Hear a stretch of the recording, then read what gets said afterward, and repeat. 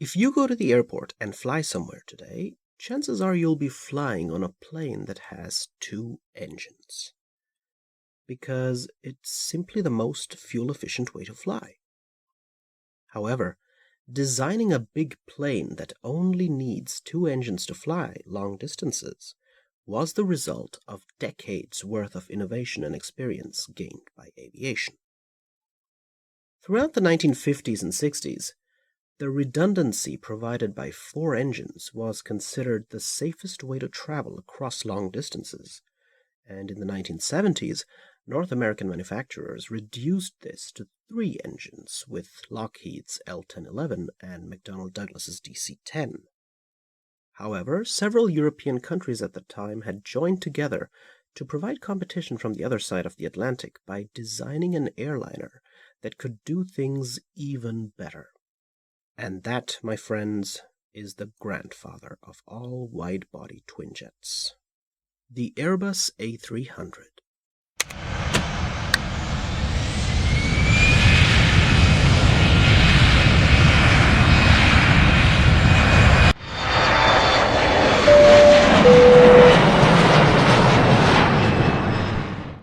So today we're going to take a look at the first Airbus that was made, an ambitious project with which Western Europe wanted a slice of the aviation market pie that was dominated at the time by Americans, while Soviet planes were understandably off-limits to non-Soviet aligned countries. So how do you outclass Boeing, Lockheed, and Douglas? Well, you deliver something that none of them had at the time. A wide-body twin jet. Because back when the A300 came out, there was no 767. The only twin jets at the time were narrow bodies like the 737 and DC-9, which could only transport a small amount of passengers. Anyway, enough rambling, let's take a look at the box. So, this is a 1/500 scale model of an A300 by Herpa, as you can see right here. The catalog number is 501873, and it says here JAS 7016 with some Japanese lettering. At the back, you can see that it has a wingspan of 44.84 meters, a length of 54.08 meters, and a height of 16.53 meters. Now let's get this open.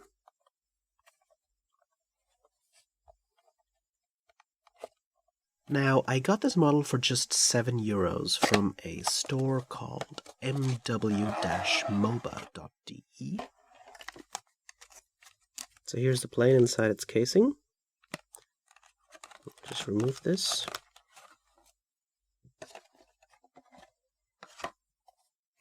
And here it is.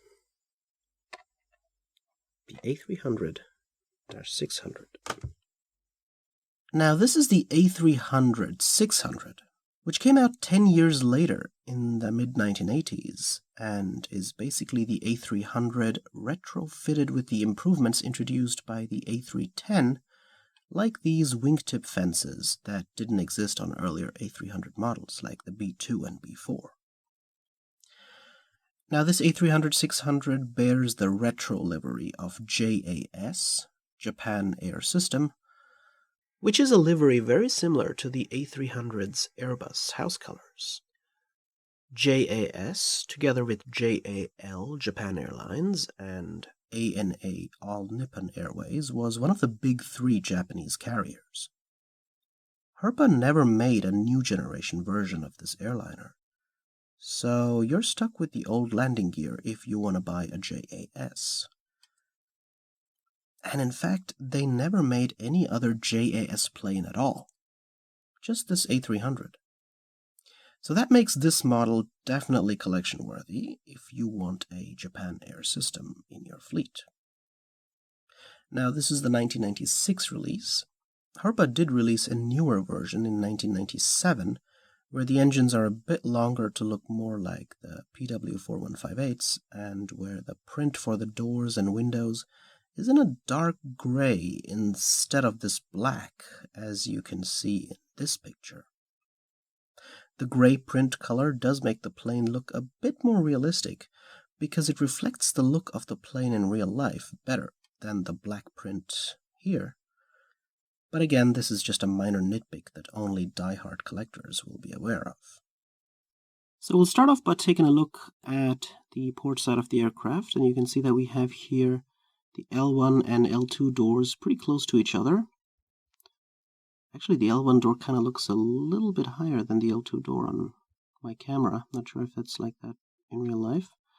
You can see in Japanese that it says probably Japan Air System. And then here, of course, we have the Japanese flag, and then Japan Air System right next to it. You can see the window line, and underneath the window line you have this rainbow color, Technicolor Kodak kind of livery from the 1980s, which looked very iconic back in the day, but pretty retro today.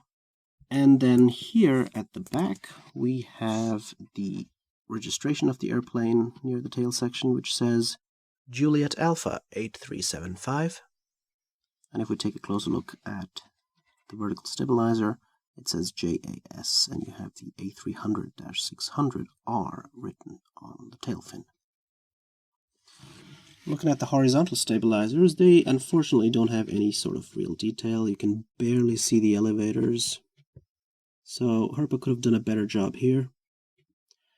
And now if we take a closer look at the wings of this plane, you can see that they have a decent amount of detail.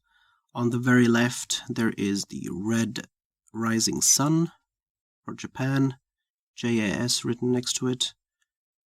We've got the air brakes, flaps, slats, etc. carved onto the wing, although it has been painted over by a gray paint, so it's not as sharp. And then on the right side, we have the registration written on the wing again.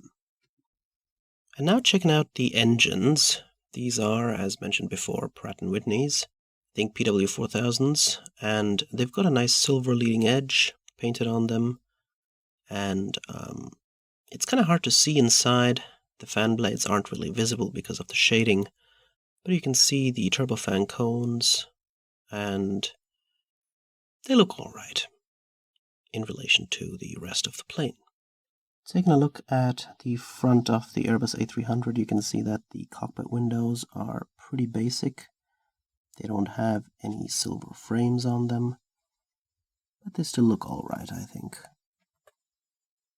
So, yeah. The plane unfortunately does not have any cargo doors painted on the underside, and you can see that it has the old clunky landing gear as mentioned earlier. And now if we turn it on the back, you can see that we also have some underwing registration, just like at the top, with the sun, with JAS, Herpa written in the middle, and then of course the registration of the plane. And then here it says A300-600. That's pretty much it. And here's a size comparison, or should I say length comparison, between the A300 and the plane that came after it, the A310, which looks shorter and stubbier. And the main difference is that the fuselage was shortened to provide extra range for this plane in the form of the A310. However, a shorter fuselage also means fewer passengers to be transported, and that's why the A310 couldn't really replace the capacity of a Boeing 747, for example. So I hope you guys liked the review of this innovative and legendary A300 from the 1970s. Of course, this A300-600 is from the 1980s, but still, from an iconic Japanese airliner as well. And if you're interested in what the A310 was that was a little shorter than this one, make sure to watch some of my other reviews where I'll show you that plane. As always, take care, have a wonderful day, and this is Imperial Diecast, signing out.